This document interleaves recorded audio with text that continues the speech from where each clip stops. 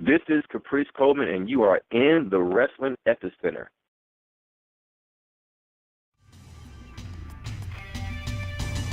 You're listening to Interactive Wrestling Radio, featuring the interactive interview, courtesy of WrestlingEpicenter.com. This is Ring of Honor's Ian Riccaboni, and you are in the Wrestling Epicenter.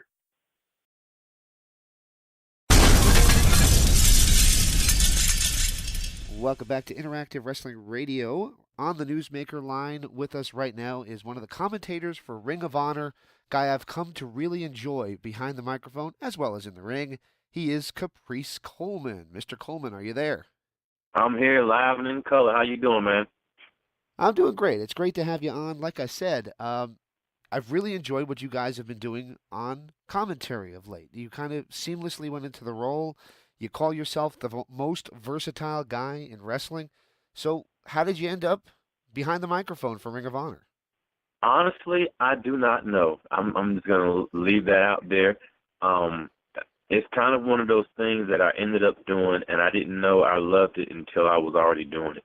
I'm still active, I guess, in the ring. I still stay in shape for the ring.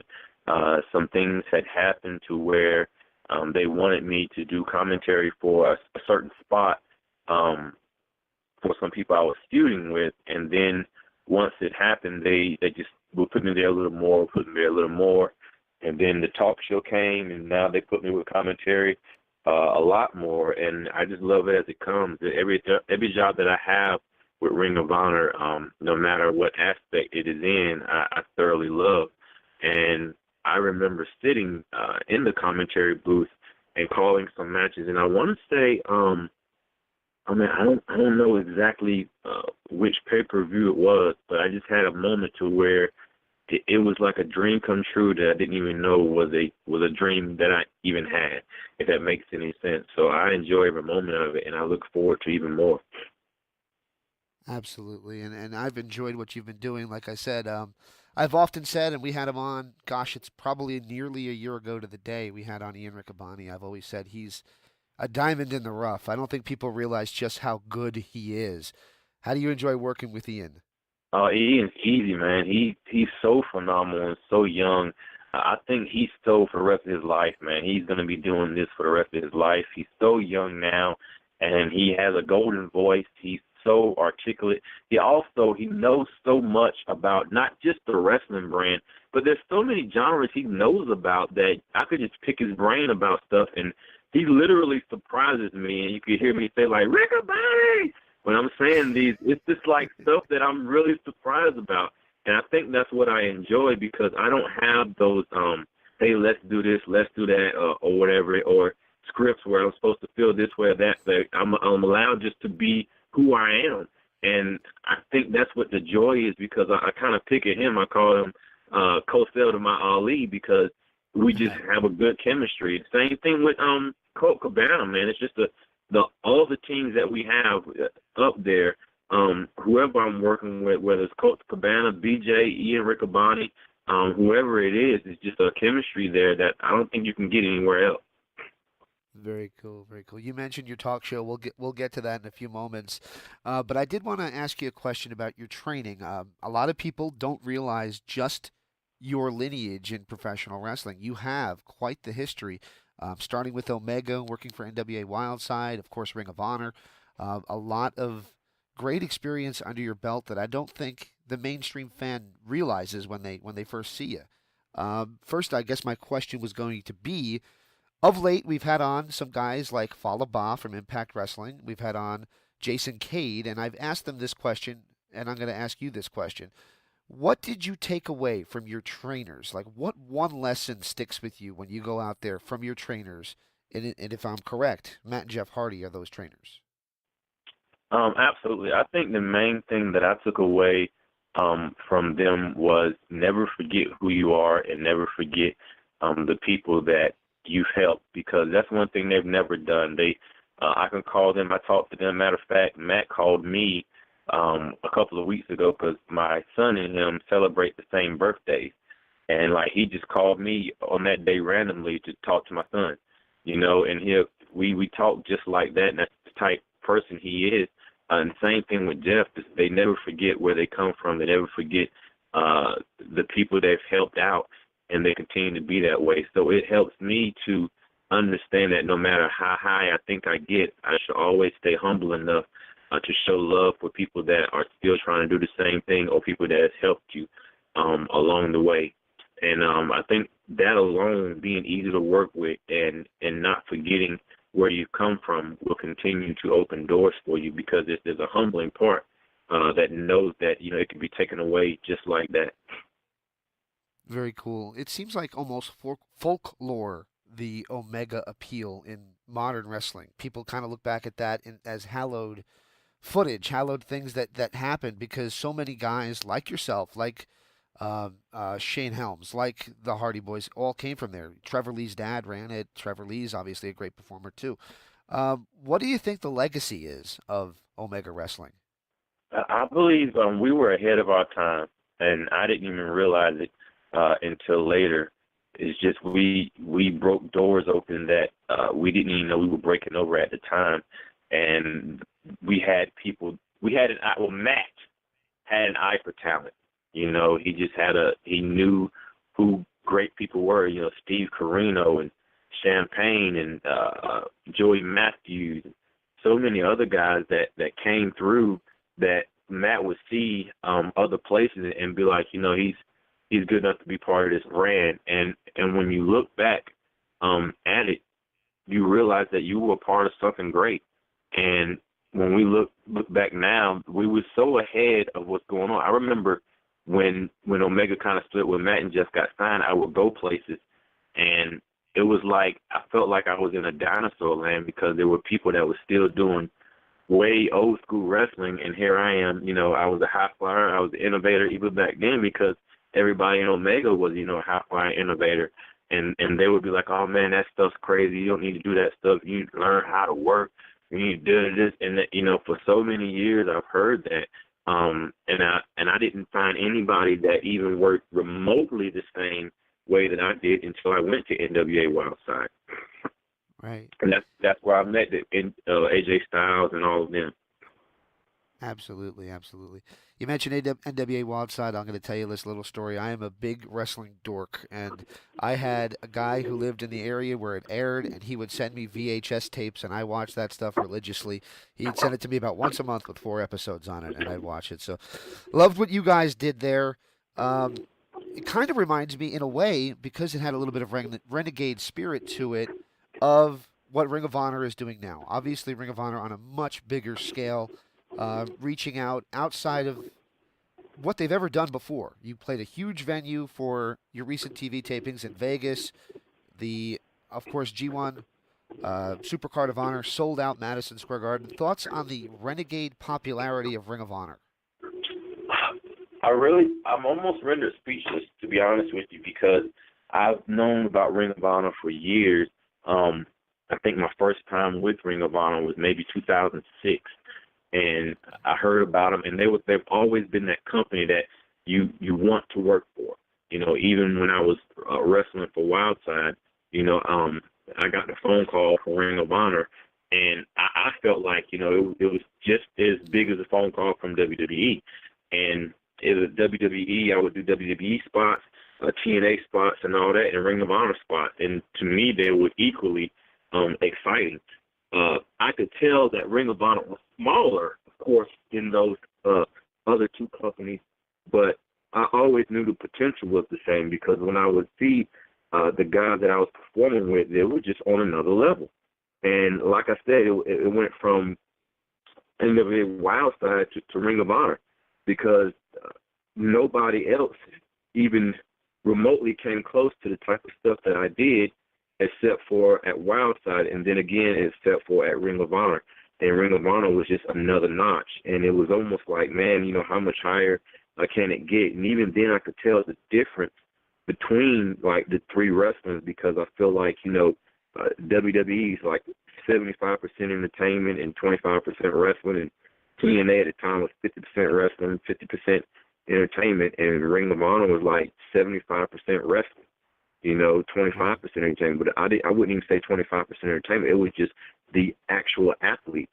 and that's what turned me on to that. And so I don't know, man. It's just always been a big deal, a big name for me, and to be part of it and to see it grow from when I look back from crowds of 200 people, 300 people to crowds of 6,000 people, like we had when we were down in Louisiana. It just makes sense, but to be part of it almost makes no sense, because to see the growth and to be there at their biggest moments and knowing that they have even bigger to come in April at Madison Square Garden, it's a blessing to be a part of the ride. Absolutely, and I'm so looking forward to the MSG show. As a guy who grew up in New York, well, New Jersey, right across the river, I'm looking forward to seeing what you guys do at Madison Square Garden. It should be amazing to see a different promotion than the WWE in those hallowed walls. Oh, yeah. All right. So I got to ask you this question. Probably the hot topic going on right now is the potential for the Elite, the Bullet Club. Everybody's talking about where they might end up and things of that nature. As a guy who calls the action for Ring of Honor and is also an in-ring competitor and has seen the popularity that they attract, what impact would their departure from Ring of Honor have on the company? I don't know, and I guess we just have to cross that bridge when it comes, because if we had this phone call a year ago, we would be having this phone call about Adam Cole, Bobby, about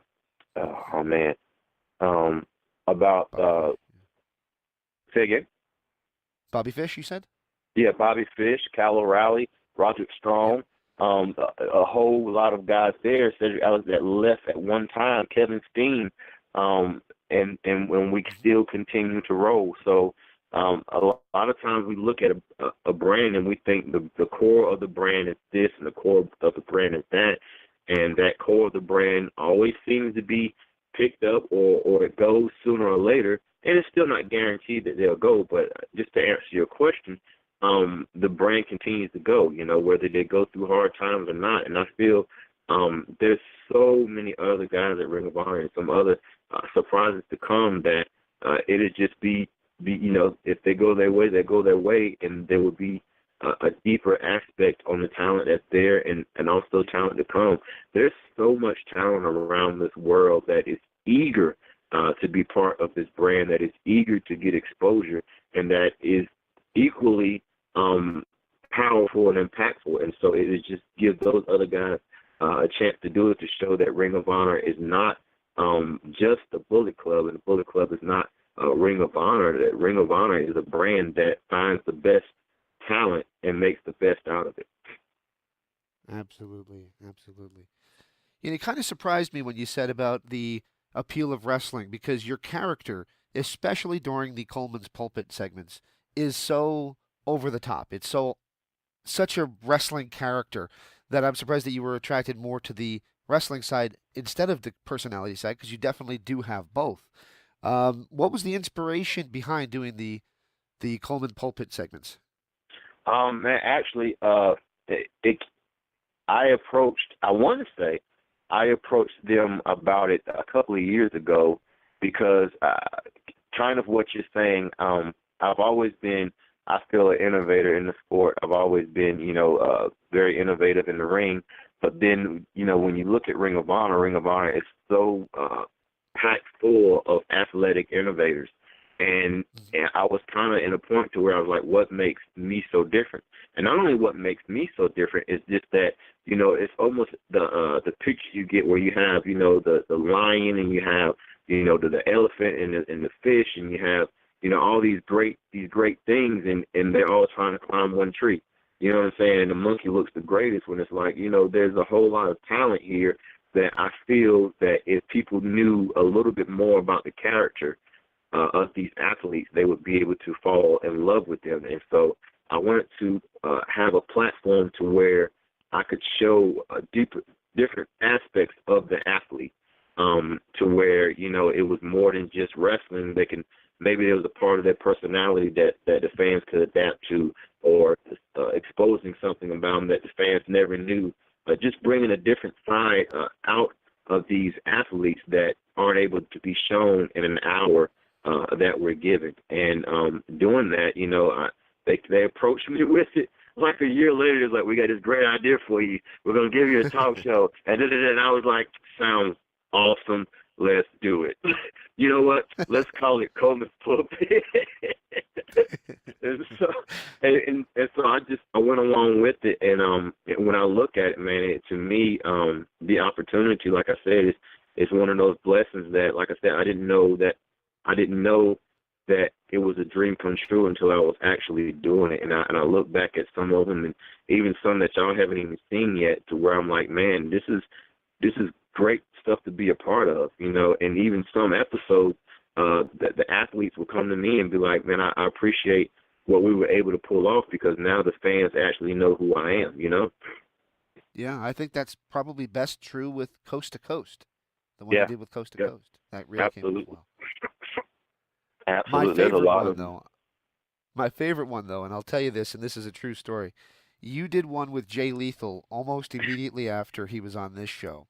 And okay. I actually sat back for a second. I thought, oh no, is he ribbing? Is he ribbing about how bad our interview was or something? Because you had the Wikipedia pulled out. You were like, I didn't mention AJ in my interview, but you started to, and I thought, oh my God, he's going to make fun of me the whole time. Yeah. Is there any element of that in what you do? Any element of the mocking our illustrious podcast industry? No, actually it's not. And I don't want to break any secrets or whatever, but I feel what I do is I interview the wrestler, of course, before the show, and I want to know. I tell them, man, I say, hey, you got to have thick skin. You know, all of this is just, you know, I'm trying to pull out stuff, and I ask them questions or whatever, and they might or they might not know the exact questions I'm going to ask, but I try to do it in a timely way in a way I'm trying to, it's almost like a running joke, to where the only way to explain it is you try to get somebody to break character on TV per se, and yes, and I'm pretty witty, man, and with that sometimes I'm able to like make people cut away at me and like, really, Coleman, you gonna go there, you know, stuff like that, and they just kind of let me know how far I can go before it starts, and I'll push that edge, I'll push the edge, and I continue to push the edge on it. And a couple of times I thought I was gonna get punched in the face, but nobody's ever done it. And then after the product, man, they always come back to me and say, hey, man, that was awesome, you know. And then I knew something was working when people were asked to be part of it. And so they continue to do it, man. I continue to enjoy it, and I think it's really bringing out light of a lot of people, and that was my goal. And I think that's Ring of Honor's goal, is to shed light on a deeper part of the athletes that you're just not able to see in the time frame that we're given on TV. That kind of speaks to my next question. Something I discussed with Kevin Sullivan. I sound like such a name dropper. I shouldn't be, but I'm not. But that's what's going on. We talked about how Ring of Honor needs to be Friday at 8, Ring of Honor Wrestling. You know, there needs to be a time slot that it's on, maybe even a longer time spot, so you guys get more time to do more of the character exposés, the character exposures. Any thoughts on Ring of Honor and how it's going, or is it because of Honor Club? Is that not even something that in the modern world is necessary? I believe anything and all things are possible. I believe that they're always continuing to look to grow, to expand, definitely on other levels. If something happened, I believe they will walk into it. I also believe, it's one day at a time. I look at Sinclair, man, and when I signed with Ring of Honor 6 years ago, they told me that hey, we just have some new owners here. And the way they're going to go about it, it's going to be a slow rise, but it's going to be a great rise. And and they've done nothing different than that. You get some people that get a company and they throw them out there to the wolves, and it's too much too soon, I believe we're ready for a TV time slot that will hold 2 hours. And so does a lot of other people. We're just waiting for that opportunity to do it, to where, we can continue to do it at a schedule that's residual, and we continue to show who we are. I definitely feel that we have the talent, that we have the personalities to be able to do it. We're just looking for that opportunity. And who's to say it's not in the works? It's just that this is not the first time I've been approached with that question, and the answer continues to remain the same, that, the sky's the limit. We're not, I don't think nobody's like, no, we refuse this TV station deal, or whatever. But the bottom line is, we do work for Sinclair Broadcast Network, and we are a national brand, and we are on TV every week. It's just not that national brand that everybody is accustomed to. But we are in a lot of markets, man. And to make a long story short, which I'm sure you can name drop, and I'll just draw stories out. How about that? I go to some of these towns that I've never heard of, and these people watch the show, and they know more about me than I know about myself. I mean, I'll leave PRs, public relation things, and have to look up stuff on the internet. Like, how do they know this about me? You know what I mean? And it's just that deep. And so there's a lot of the market brand that people see that aren't necessarily social media related people, if that makes any sense. So I believe we have a great market, and we're just part of a market that people are frustrated with the with the stuff that they see on TV. They look for something else, and they found us, and they stayed with us.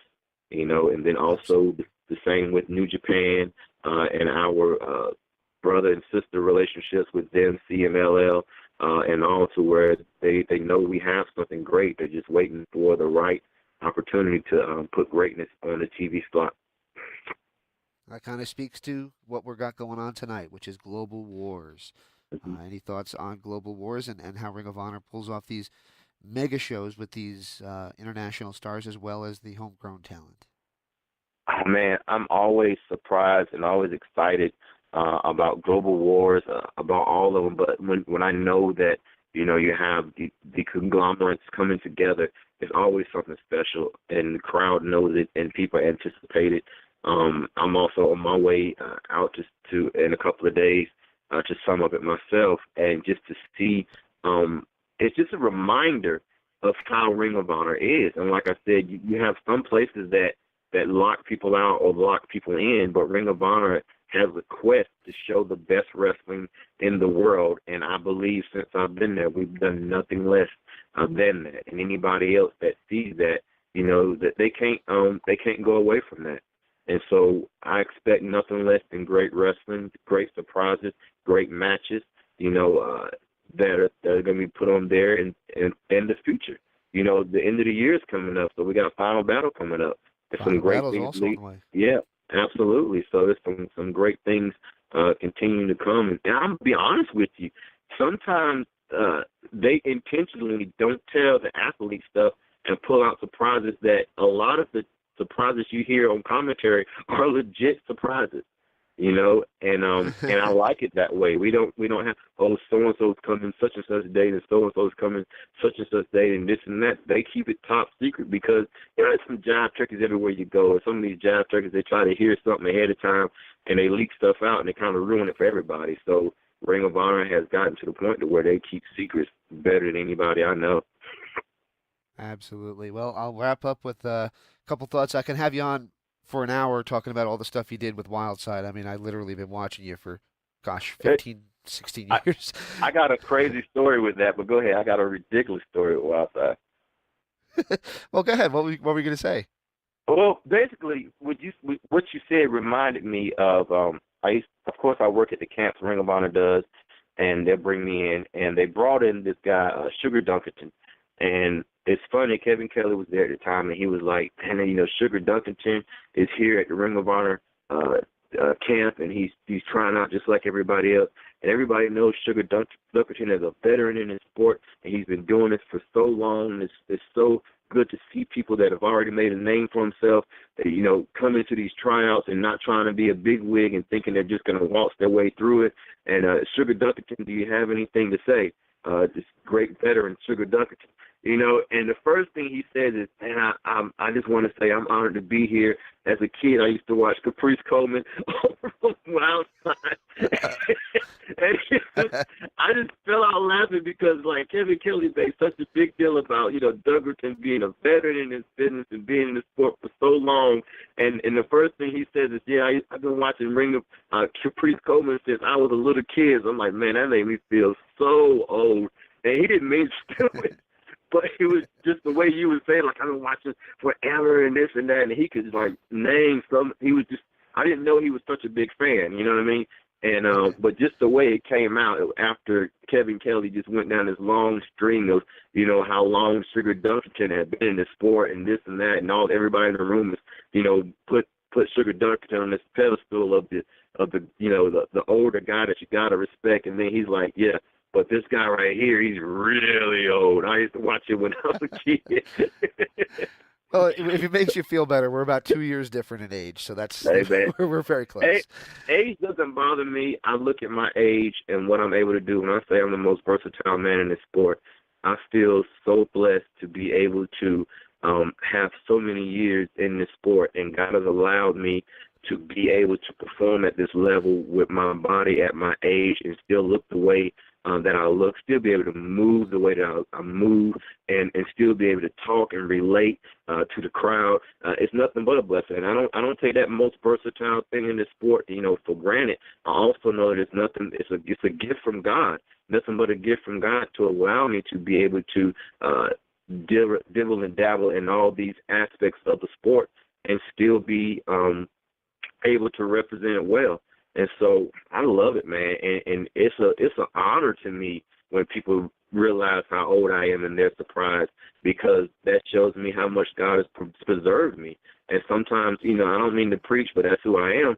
But sometimes in life, somebody might be listening, you know, that things don't happen when you want them to happen, and you think, oh, man, this is too late and that's too late and it's never going to happen. But God has a way of preserving our lives, man, to where when the doors open, we're still capable of doing what we need to do. So if there's somebody out there that's listening, man, and you think your life's up against the wall and the time is not in your favor and your time is past and all that, and you're still trying to, you know, work that dream, or you're still trying to get that business offhand, or you're still trying to do this thing, don't give up, man, because God has a way of preserving people. And when he preserves you, the time and the work that you put in will also give you enough stick to it to realize that you worked so hard to get there that once you get there, you're not going to take it for granted. You're not going to let it go, and you're going to be so much better at it than a whole lot of people that didn't have to work to get where they are.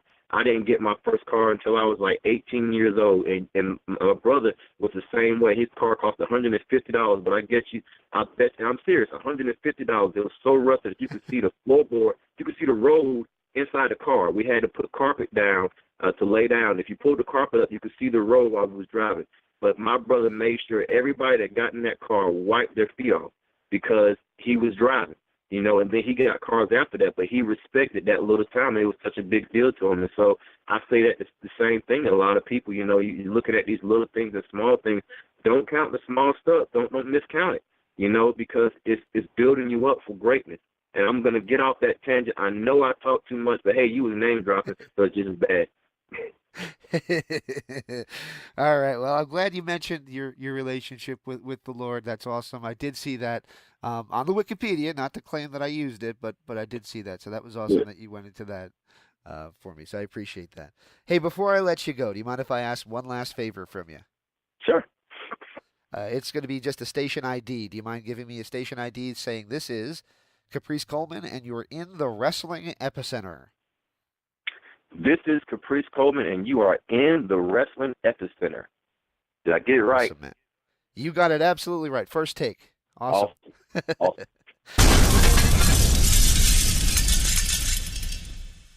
Hey, what's up, my friends and neighbors? This is the Dr. Style Slick, and you're listening to the interactive interview. Yeah. I want to thank Ring of Honor for setting us up with Caprice Coleman. Don't forget to check out Ring of Honor Global Wars tonight on Honor Club, and get ready for Final Battle.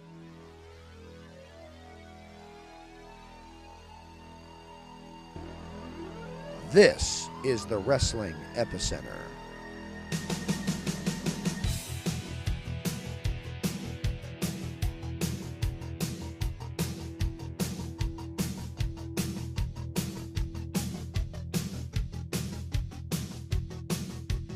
For over 15 years, we've brought you the top names in professional wrestling for exclusive interviews. Everybody you see here has been interviewed by our site. But we're more than just interviews. So be sure and check out WrestlingEpicenter.com for news, results, information, and of course our store. WrestlingEpicenter.com, your #1 source for wrestling information.